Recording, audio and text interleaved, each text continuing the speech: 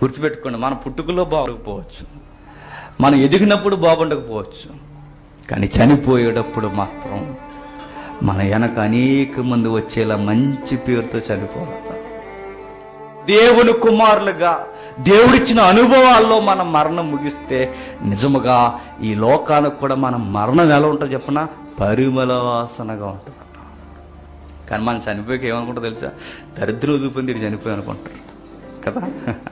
మనం చనిపోయాక ఇలా అనుకోకూడదు. ఎవరు గుర్తుపెట్టుకోండి, అంత గమ్మత్తు అని చెప్పిన నిజంగా మనం మంచిగా లేకపోతే, మనం చనిపోతే బాగా హ్యాపీ ఫీల్ అయిపోతే ఎవరు చెప్పండి జిగి పెట్టింది మన ఆవిడే ఫీల్ అవుతుంది, పైకి ఏడుస్తుంది, కానీ ఎక్కడో మనసులో ఆనందం ఆవిడకి. దరిద్రం వదిలిపోయింది, పళ్ళకపోతుందని నీడుతా అనుకుంటుంది ఎవరు.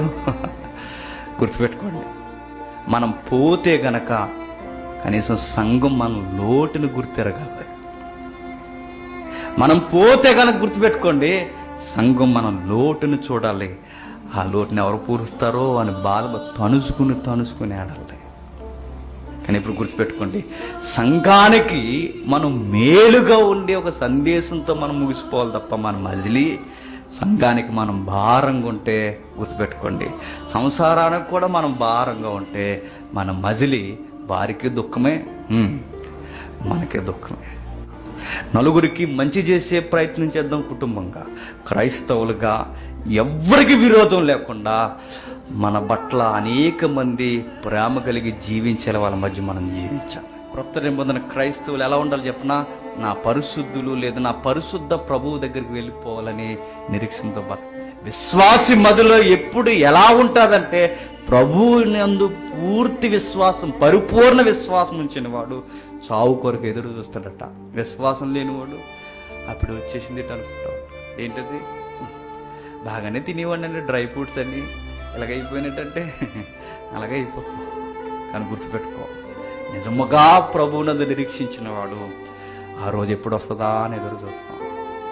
కానీ మన మజిలీ ఎలా ఉందో చెప్పినా, అందరం విడిచెల్లలేదన్న బాధ, మనకి ఉండిపోవాలన్న బాధే. ఎంత ఉండిపోదాం అనుకుని ఉండగలమని చెప్పండి, ఉండలేము. కానీ మీరు ఉండాలనుకున్న ఉండే ఒక స్థలం ఉంది. ఏంటది? ప్రభువు ఉండే సన్నిధి. నిజముగా ఉంటారు, ఆయన మరలా వస్తాడు.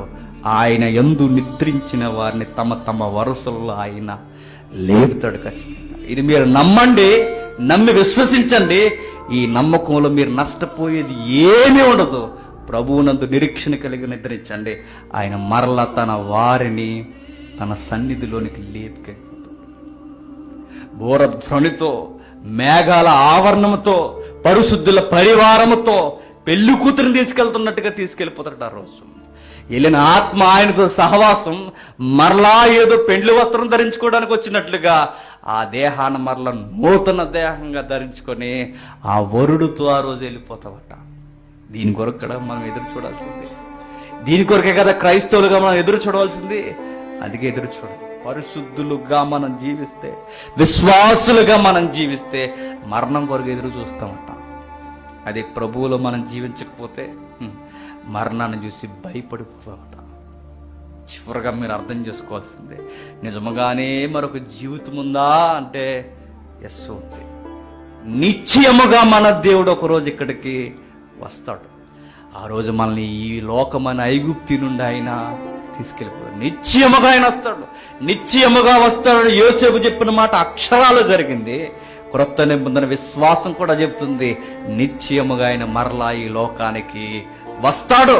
వచ్చిన ఆయన ఈ మరణ బంధకాల నుండి, ఈ భయంకరమైన లోకం నుండి ఈ సంఘాన్ని తీసుకెళ్ళిపోతాడు. ఆ రోజు నా ఎముక కూడా ఈ ఐగుప్తి ఈ లోకంలో ఉండడానికి వీళ్ళు. ఆయనతోనే వెళ్ళిపోవాలి, ఆయనతోనే నేను ఉండాలి, ఆయనతోనే నివసించాలి. ఇదే బైబిల్ విశ్వాసం.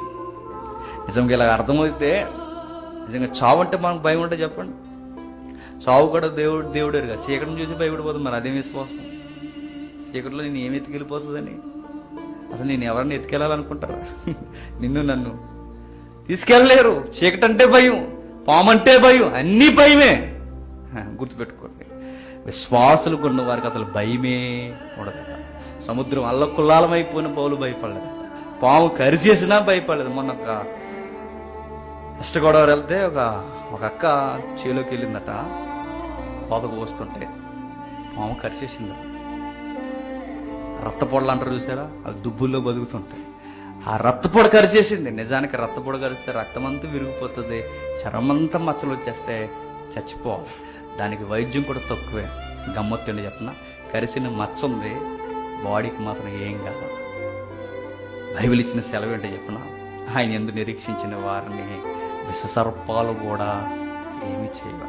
కావాలని కనిపించుకోకూడదు, అది తప్పు, దేవుని పరీక్షించడం అవుతుంది. అలా కనిపించుకోవడం కాదు, నిజంగా ఆయన యందు మనం నిరీక్షించితే, ఆయన ఇంతకాలం మనం బ్రతకాలని ఆయన కోరుకుంటే, ఆ టైంలో ఏమి జరిగినా విశ్వాసం ఏమీ కాదు. ఎందుకంటే వెళ్ళిపోవడానికి ఎదురు చూసే మనకి ఏమైతే ఏంటి. అందుకే చివరి మజిలీలో మీరు గుర్తుపెట్టుకోండి, మనం చనిపోతే మన వెనక మన చుట్టూ ఉన్న వారందరూ కదలాలి. మనం చనిపోతే ఇజ్రాయేలుగా అనగా దేవుని కుమారుడుగా చనిపోవాలి. మనం చనిపోతే అందరికీ ఒక సందేశం ఇచ్చి చనిపోవాలి. మనం చనిపోతున్నప్పుడు సుగంధ ద్రవ్యం కన్నా మంచి పేరు సంపాదించి చనిపోవాలి. మనం చనిపోతున్నప్పుడు మన కొడుకులందరికీ ఒక సందేశం ఇచ్చి ఆనందం అనే కళ్ళను చూపిస్తూ చనిపోవాలి. ఇలా చనిపోవాలి. ఇలా ఎవరు చనిపోతారయ్యా అంటే విశ్వాసులు చనిపోతారు. అట్టి మరణం వారికి ధన్యత, మేలు. క్రీస్తునందు నిరీక్షించిన వారు, క్రీస్తునందు నిద్రించిన వారు ధన్యులు.